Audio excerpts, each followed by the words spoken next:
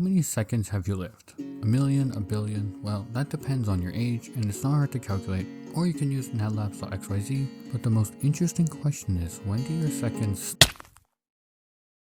Well, we don't know when your seconds stop, and it's almost impossible to tell, but we can count upwards from when we were born, and that's exactly what this little clock does. It was extremely cheap to make. If you're looking at the physical version, it costed me about 30 Canadian dollars or about 2 fish burgers from McDonald's. And of course, you never have to build the Arduino device to actually see how many seconds are left, because you can just use a web version. But I implore you, if you just stare at it for a bit, a lot of thoughts will seep into your mind, and there are 3 thoughts that stuck out to me that were philosophically novel and new to me to such an extent that I've never heard anyone else discuss it the same way I got these thoughts when I looked at the clock so often. There's 3 things I learned. The first crazy thing I learned was I don't need to be so stressed and rushed, which may seem as a shocker to some because life nowadays has just been a bunch of hey, go get it, hustle culture and whatnot. But realistically, if you look at how many seconds are passing by and you think about how many seconds pass by when you say, I don't have time, anything along the lines of having an excuse because you're too busy, or you don't have the time, or you just don't have the mental capacity to do something, if you just stare at that clock for a bit, you start to realize how short and long life is. And there's not a really good way to express that duality, but that duality does exist in your mind. And having both of those concepts present at the same time when you're confronted with something, it really does put everything into perspective, helping you understand, hey, I do have time to, talk to someone for 30 seconds. Because realistically, once your second passes, you don't really get to change it. So you might as well make the most of it while it's there. That's one thing I learned from staring at this clock, which is, it's not always important to be rushed or stressed through life. The second most surprising thing about this clock is that it helped me realize how slow and long and laborious the mundanity of life is. The dread, the slog that comes with daily tasks. This clock helped me realize it's not that bad. It made me realize that I could make everything a race. Now, I just said that this clock made me slow down. However, this clock also helped me speed up things like, getting glasses of water, changing my clothes to go outside. It made me realize hey, I spent 100 seconds changing my clothes, putting my socks on, whatever. I could do that in 15. I could do that in 10. I could do that in 5.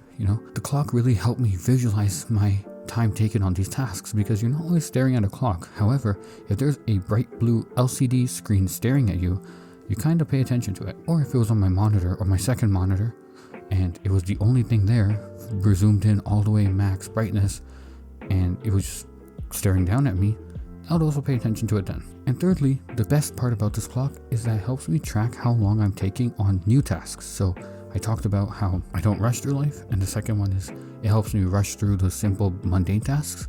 The third one is it helps me see where I stand on a certain task. For example, today I changed the light switch and I kind of messed up, so it took me a little bit longer than expected, and it made me realize that hey, I spent 1,000 seconds too long on this. If I have to do this again, I could probably reduce my time taken on this by 1,000 seconds. And you might be sitting there wondering, hey, this is so novel, or 2, this is so weird. For the people who think this is weird, when you stare at this clock, it makes a lot of sense why you'd want to optimize it, because staring at this day after day, hour after hour, minute after minute has made me realize that hey, I don't have an entire lifetime. I'll be 30 by the time I hit about 1 billion seconds. I'm at about 700 million right now. So, time's ticking. So I might as well document and understand how long things are taking. And I should slow down when things are good, and maybe speed up the things that don't really require my time. That's what this clock has taught me. Very simply. And thank you so much for hearing my ramble. That's all I really have to say about this, and I want to share this little second since birth counter that I made. It's actually a response and creation off of another creation from, if that's the best way to word it, from a YouTuber called Cam Shand. I hope I said that correctly. And his Epochs of Life video, well, that's not what it's called. It's called 236 Days So Far, or something like that, where they talk about building a clock with a microcontroller, an Arduino basically, a little computer, and it counts the days up from a certain day in an epoch in their life, or a predefined day. I took their idea and I'm like, hey, that's so cool, counting up from a day, because they start the video talking about counting down all the time. And I was like, why don't I do that with when I was born? Because that's my personal epoch. I don't really have a specific day I want to remember. So I just chose when I was born. And if you look through the video about, the little blue clock on my desk, you could probably figure out when I was born. I just took their idea and I extended it back to my birth to talk about the epoch of Nat Labs and, the philosophical approaches and ideas that I got just by staring at this clock. That's all I really have to say, and hopefully I'll make a little video explaining how to build this clock in the future. It's really simple, and that's about it. Have an amazing day. If you like the video and you want to see more of this, I would appreciate it if you told me in the comments like, hey, do some more philosophical, lifey videos. But if not, the regularly scheduled video content will come back in no time.